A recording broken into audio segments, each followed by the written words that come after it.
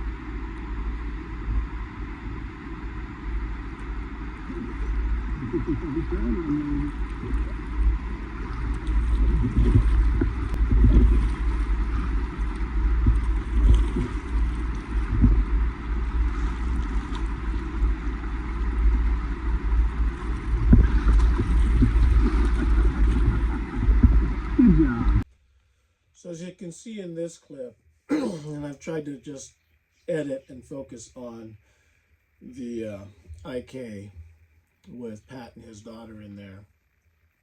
You can see she's sitting in the back. Now normally when you paddle a tandem, the person in the back does most of the steering, but Pat had put his daughter in the back and he was up front paddling.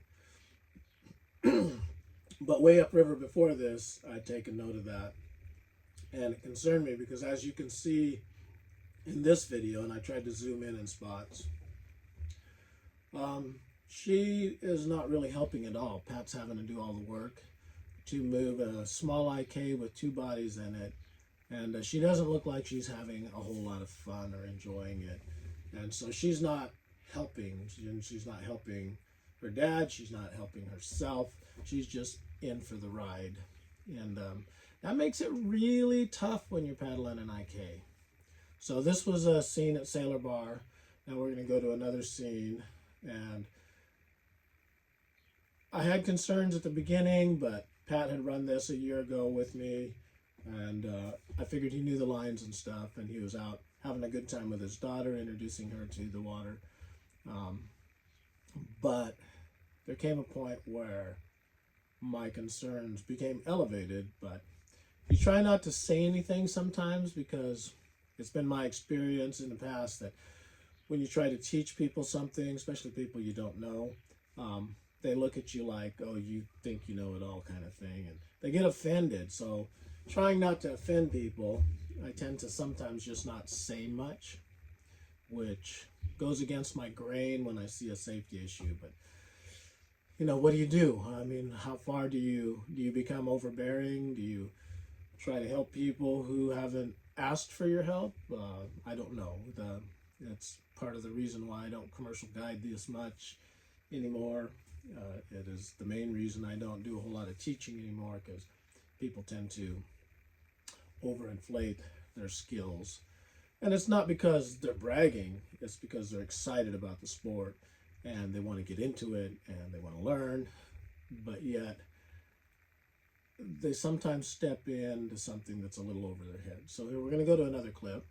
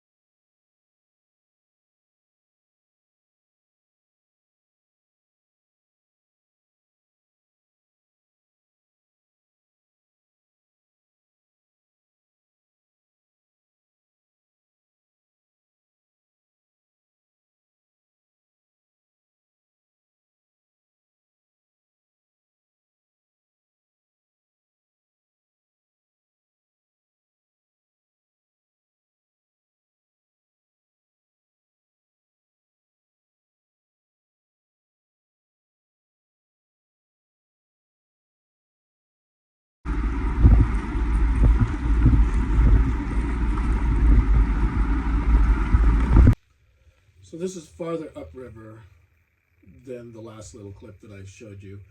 This is coming down the slot or Z-drop. This is when my concerns actually really started to manifest inside me. I was having a little concern. I kind of gave him a little instructions how to approach this drop, because there's a lateral curler at the top that runs almost all the way down, and if you hit it at the wrong angle, it kicks you right really fast, and it'll either flip you in the drop or throw you into the wall next to the road. But as you can see in this, Pat's daughter is not helping. She's just basically sitting there. She made one little stroke on the left side, which was okay if it was a stroke to brace into that lateral right curler, but it technically basically just turned them into the eddy. Now the eddy on the left at the bottom of the drop is very turbulent, very boily, and you can see that she's not doing anything. Matter of fact, she grabs Pat by the back of the life jacket and is just sitting there. And Pat's really struggling a little bit to get them out of that eddy, because that eddy wants to suck them back into the drop, which in an inflatable IK, two-person IK with no thigh straps and not working together as a coordinated team, would have just dumped them right there. So she's not helping. She's obviously not enjoying herself. Pat's struggling to get out of that turbulent eddy. And I took note of that, and it just, my concern level went up a little bit at that point, and I tried to coach him as we went farther down. So the next set of rapids, we were coming into double eagle, upper tidy bowl, and lower tidy bowl before we get to Hell's Hole. So I kind of gave him a little verbal instructions on what to expect. And I figured Pat knew, but was just trying to encourage his daughter along the way. So we're going to take a look at some of that. Rapid called double eagle.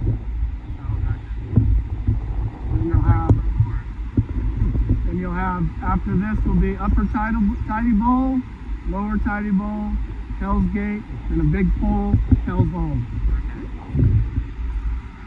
You just take it down the main flow.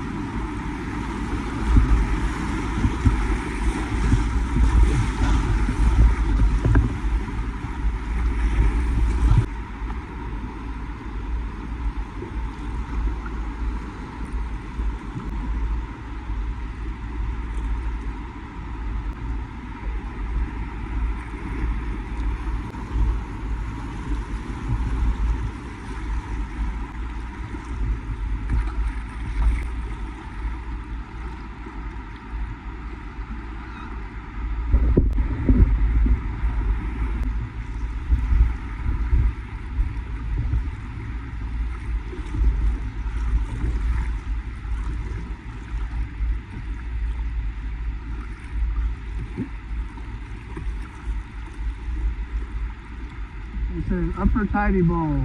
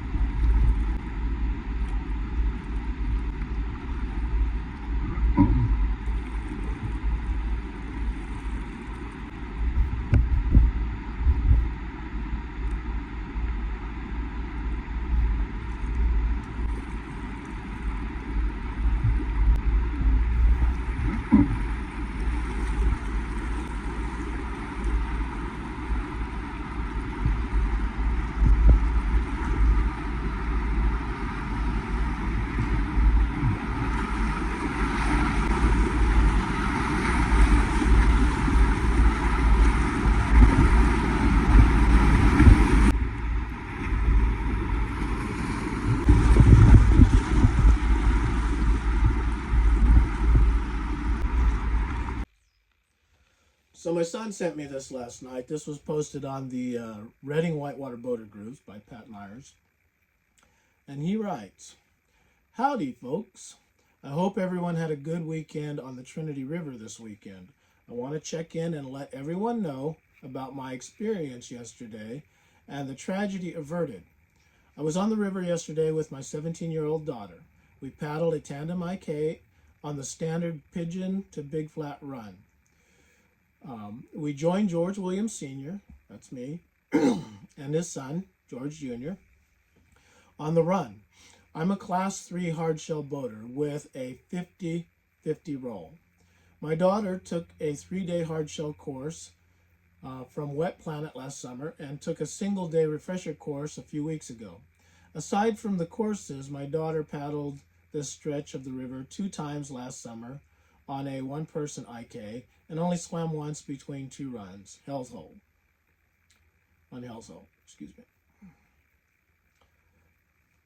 Despite all this, my daughter was a little anxious on the water yesterday. She expressed concerns when we approached each rapid. Because of this, we decided to portage Hell's Hole. We made our way through the rest of the rapids, and she released a sigh of relief when we finished at the last rapid and she could see town. She said it wasn't that bad, essentially agreeing with my instincts. It wasn't outside her skill set. She even said that it was a nice run, essentially reaffirming what I had been telling her. Typical teenager. We passed town and made it to the adventure campground where George and his son had parked. We bid them goodbye and continued downstream to where we parked, the infamous Stinky Toilet, roughly about a quarter mile further south. After goodbyes, I thought to myself, we aren't done. I remember previously getting spun around on the hydraulics just before the Stinky Toilet takeout. I think my daughter had checked out that she thought all the action was in the rearview mirror, so she wasn't really paddling as we went down the last set of riffles, before reaching a huge rock that split the river just before the takeout. We turned, but without her help, I couldn't right the boat and clear the rock. We landed sideways on the rock with a huge sieve built up across it. I told her to lean to the rock, but there was no hope. The kayak was pinned and we were stuck. She began to sink, and before you knew it, she disappeared. I was struggling to stay put, so I grabbed her within a couple of seconds, and the only thing I could feel was my pants being pulled down around my ankles. She had slipped farther down that she was below my legs. I was panicking, but after a few more seconds, I lost the ability to hold on and was swept away. As I cleared the rocks, I looked back in panic. I failed. I couldn't extricate my child. I could barely swim as I was trailing my pants that were wrapped around my ankles. As I floated downriver, I was now directly out from the takeout that we were trying to reach. So close, but so far. My whole life flashed before my eyes, and I thought, how can I get back there to save her? I felt helpless. I yelled help to some non-boater on shore who was more concerned with his child playing along the banks in the sand. I looked downriver again to see if she popped up, and still nothing. So I yelled help again, and still no response from the mute on shore. I'm not sure what he could have done, but he couldn't even be bothered to inquire what happened. He was looking at me the whole time with a blank stare. About 30 seconds had elapsed at this time, and I looked back again. By the grace of God, my daughter finally popped up. Let me find my place. She stopped struggling, and the river finally pushed her out the backside of the sieve. She was crying and out of breath, but ultimately she was able to make it to shore. I realized ultimately the responsibility for my own safety. We are responsible for our own safety, on the water, but shame on the idiot for not at least trying to lend a hand. If you read this and you know who that is, he should be given a stern lecture about river etiquette. Don't put yourself in danger, but do lend a hand if you see someone struggling to get out of the river screaming for help. I realize I may get some criticism for posting this, and I'm not without blame. I welcome any input from the broader community. There are always judgment calls that are made in life. What if I did this or that differently? I can't stop beating myself up for not having the strength to shove her out away from the rock, or the strength to reach down to my feet and grab her and pull her up. I truly believe if I had reached down, we might have both been sucked, and no one would have been the wiser, if not for the kayak still anchored on the rock above our bodies. I can't stop the feeling like the universe, or God, if you're a believer, is trying to tell us to give up the sport I love and my daughter is warming up to. After making sure all were safe, I made my way back up to the site of the accident to salvage anything I could from the wreck. At that point, material possessions lost all value. However, I have to see the location where it happened to understand what just happened. The boat was a mere 15 feet from the bank of the river where I stood, but it felt like the boat was a mile away, as I have no way to retrieve it. No one was around. I paced around for a good 10 minutes, deciding if I should try to wade out and dislodge it. It seemed that close, and the water looked very shallow up until the area where the water turned around the sieve, and my boat stood getting pounded against the rock. Wisely, I decided to stay put. It would have been a fatal error if I had tried. Luckily, a group of skilled boaters with ropes showed up and took it upon themselves to work or dislodge the kayak. There was so much pressure that there was no way of pulling it out from the rock directly. He finally attached the rope and threw it to me, and I was able to pull it out from shore by exerting pressure perpendicular to the direction of the river flow. The boaters that retrieved my boat, big thanks. I couldn't find them, but I found the group that they paddled with and sent them back with some beer money to give to the group. Lesson learned. I certainly learned one, although I'm not sure what the moral of the story is. What lesson should I take away from this? I'm a conservative boater, and I generally don't do runs beyond my skill set, so I don't think that was the issue. Someone from shore said, don't let this take away from you from the sport. This sort of thing happens sometimes. I agreed with that, but I also feel like that's just why I have second thoughts about the sport. Am I done? I don't think so, but this will definitely lead me to doing something differently moving forward. So I ask, what should I take away from this horrible experience? Any information, observation would be appreciated. The main reason for writing this is to process what happened and to help someone that reads it. Let me know your thoughts. All right, here's my thoughts on the situation. One, if you believe you're a class 3 boater with a 50-50 roll, you're not really a class 3 boater. You should have a 90% successful roll, 100% roll at most any given time. That 10% where it fails, you're really in a bad situation. Just because you run class 3 doesn't make you a class 3 boater. And I know that's going to bother some people. They may be angry at me, but it's like me saying I'm a class 5 paddler. There was a time in my life where, I've run some class 5s. Not many, but a few, enough to know that though I can run class 5s and 99% of the time I was successful, it didn't make me a class 5 boater. Okay?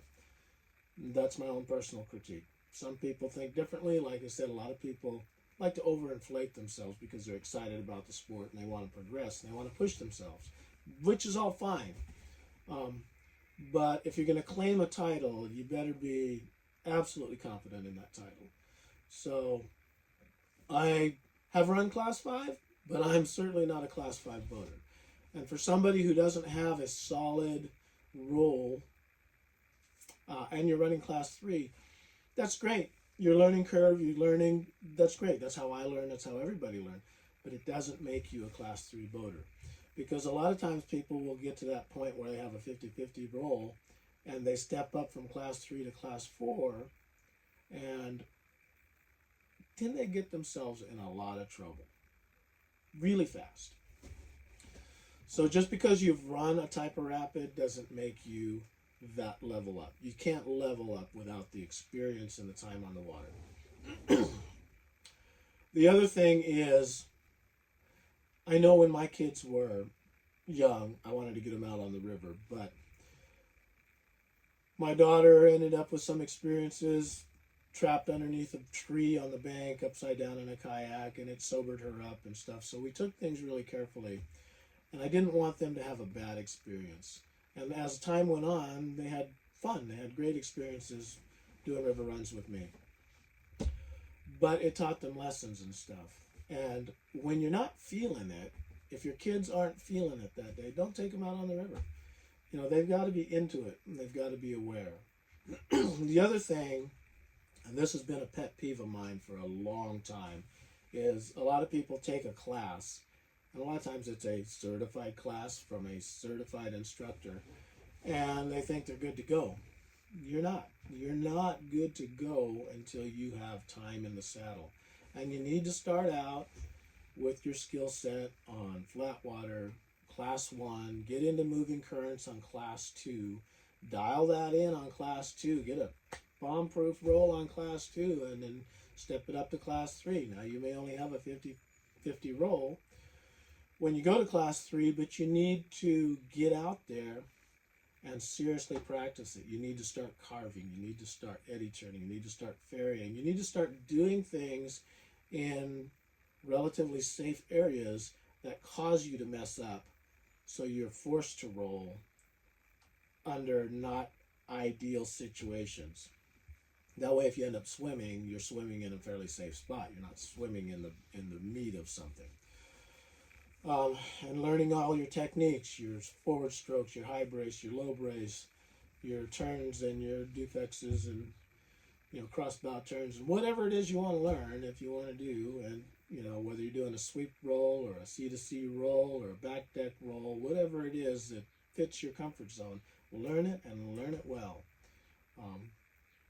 And when you're passing that down to your children, don't take them into something that's way over their head and they're not ready for, especially if they're not feeling it that day. If they're excited about it, like, yeah, let's go do it, Dad, let's go do it, Mom, yeah, bring them along and take the time on the way down to teach them as you go.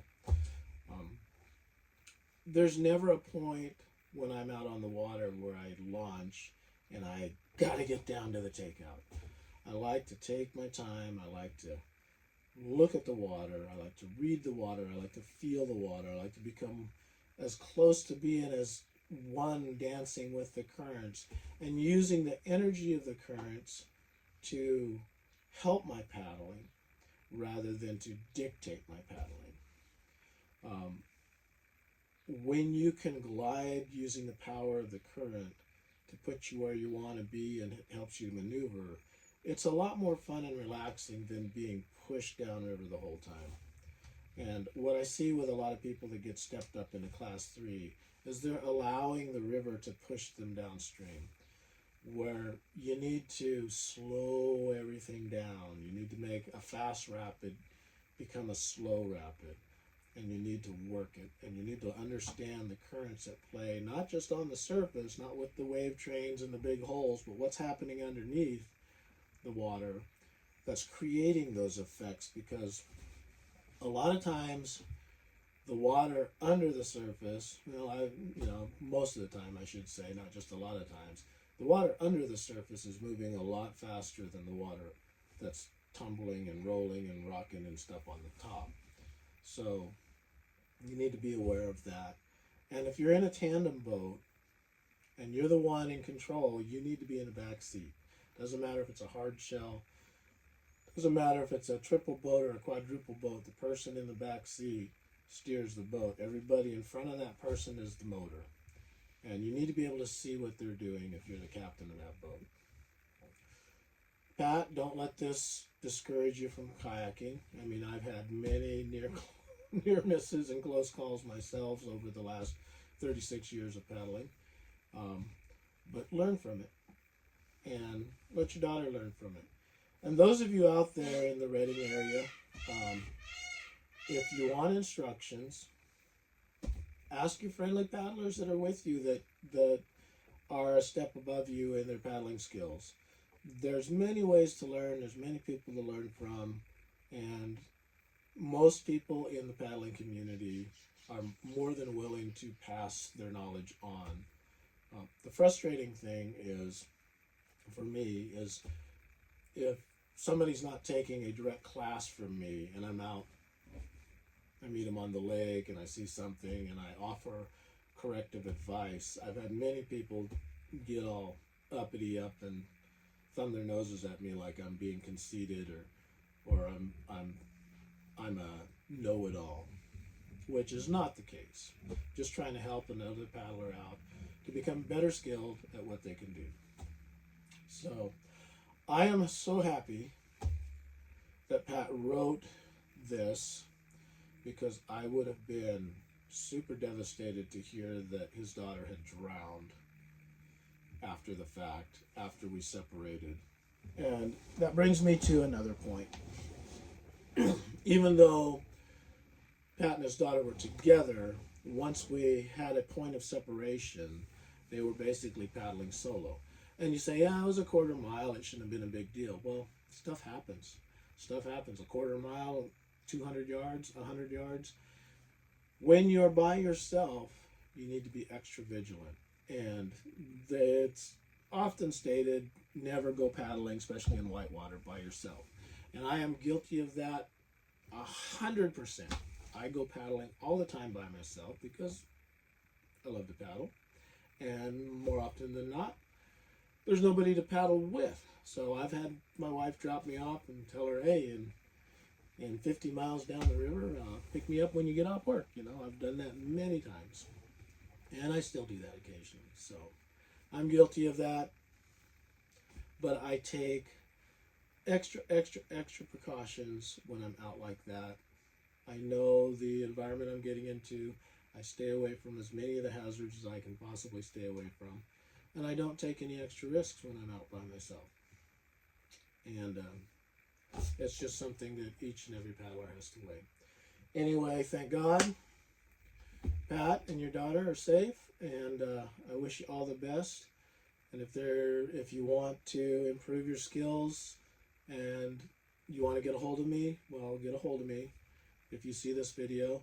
Again, this is not to critique in a negative way anybody or discourage anybody from paddling, or to discourage anybody from stepping up their game and moving up into higher whitewater levels.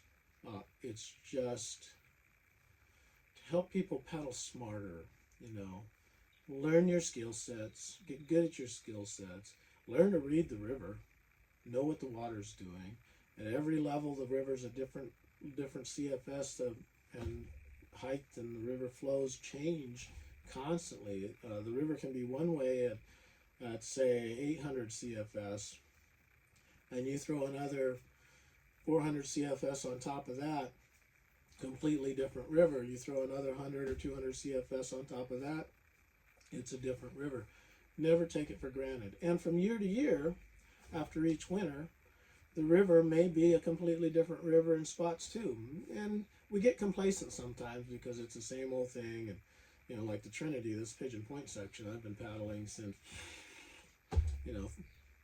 36 years, been guiding on it. And I technically know the river like the back of my hand. But then again, the river's constantly changing, so I never take that for granted. A boulder could shift, a sieve could appear, a tree could fall down, or a log could be under the water. You just never know, but you got to read the water, see the water, and understand what's creating the effect that you're seeing and what you have to navigate. All right, well, that's all I'm going to say for now. I hope this helps. I don't want to be critical. I don't want to be negative, but I'm so glad that Pat, you and your daughter are safe. Touch on one more thing, your gear. in the narrative that Pat posted, he said his pants got pulled down. Well, you need to fix that. You got to have gear that'll actually stay on your body. And yeah, things happen. We build up our gear as time goes on, and we learn what we need. That's the nature of kayaking. You know, you start off not knowing, and then you learn and you learn and you learn, and you end up spending hundreds or thousands of dollars on gear that, if you had have known what to get to start off with, it would have saved you a lot of money in the end. But you know, we live, we learn, and we live to paddle another day. All right, this is George Williams Sr. I'm very thankful again that Pat, you and your family are safe, and God bless you, and I hope to see you on the water again sometime. All right, talk to you soon.